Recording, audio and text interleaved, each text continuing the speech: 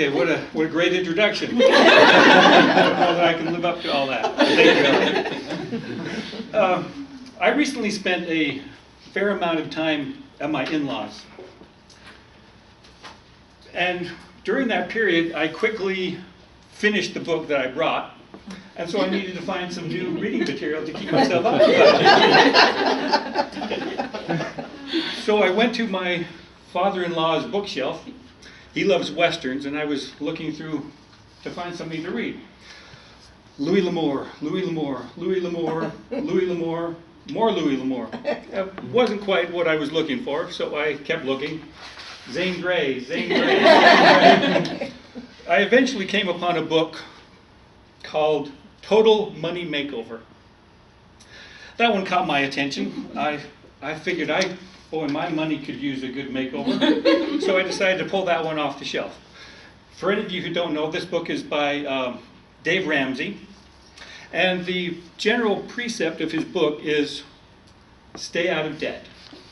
Live a cash, debt-free life. The plebeian way is to borrow, use credit cards, etc.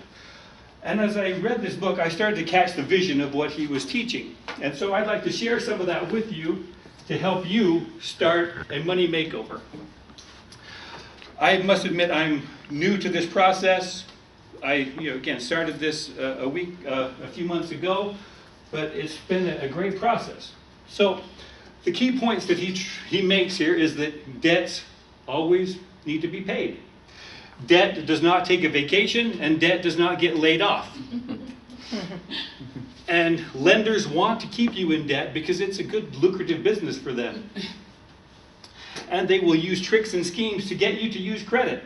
How often have you walked into a store, taken your purchases to the checkout counter, and had the cashier say, hey, if you apply for a credit card today, we'll give you 10% off. Well, that sounds like a great deal.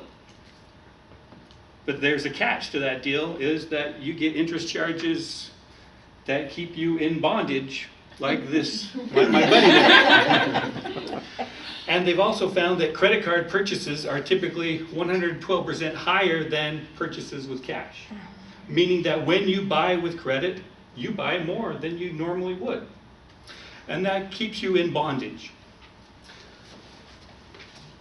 So what does this look like? Well, for the plebeian American, from a GoBankingRates.com website, the typical American has revolving credit or credit cards of about $15,000. Vehicle loans of about $30,000, student loans of $31,000, and a mortgage of about $148,000. For a grand total of about $225,000 that the typical household is in debt. What a great bondage that is. Is this typical of any of you?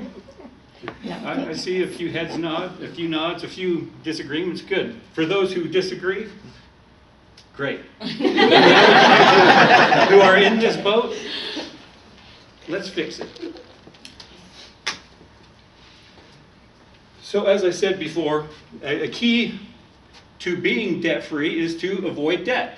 And here's a few steps that you can follow to do that. First is to establish an emergency fund. Mr. Ramsey, he recommends about $1,000. And you set that money aside and you use that strictly for emergencies. Emergencies that can derail your plan to get out of debt, such as the car breaks down and you have to fix the car. So you set rules with you and your partner or whoever you're working with about what constitutes an emergency, and you only use that money for agreed upon emergencies. And then as soon as you use that money, you replenish it as quickly as you can. So you always have that to fall back on.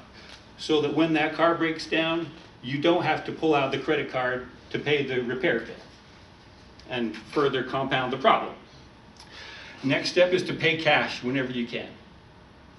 And shop around to find the best deals. Now, a typical debt burden that most of us have is automobiles. And research shows that the average new auto loan is about $27,000, with payments of around $500 per month. And at the end of that typical 5-year loan period, you own a vehicle that's worth about $12,000. Everyone does this, right? It's an endless battle, and you always come out on the wrong end. And once that loan is paid off, or even before it's paid off, people will run out and buy a new car and refinance that new car, further compounding the problem. Well, let's talk about a better way of doing this. Instead of rushing out to buy that new car, you drive your beater car for another year. And you save $500 per month. And then after that 12 months, you have $6,000. And you sell that beater car that you've been driving for an extra year. And you pay cash for a newer, better car. You buy, drive, save, and repeat until you have reached your goal of the car that you want to have and own and drive. And through this process of gradual upgrades, you own a car that's debt-free. So if your goal is to own a $25,000 car, repeat this process until you reach that goal. And then at that point, you can reduce your savings amount to maintain that car that you want. A great system, right? And you own a car worth $25,000 rather than a car worth $12,000. Now let's talk about the process you go through for debt reduction. For those of you who are in debt, sit down and make a budget and determine the maximum amount you can pay towards your debts. List all your debts in order of the lowest balance to the highest, and pay the minimum balance on those with the highest balance and the maximum amount you can afford to the lowest balance.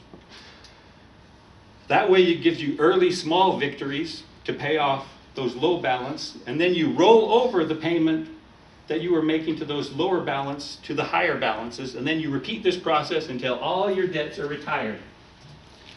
Here's an example. Let's just say after going through that budget process, you can determine that you can make a $1,000 payment each month towards your debt. You've lined them up in the amount of the lowest balance to the highest. In month 1, you pay $100 to debt 1 to pay it off.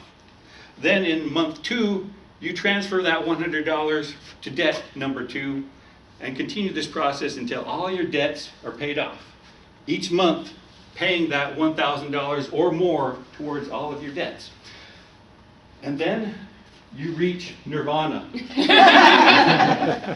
A debt-free life. Imagine what you could do if you were debt-free. If you had that $1,000 that you could spend for whatever you want. What a wonderful life that would be. A debt-free life, no ball and chain. Let's do it.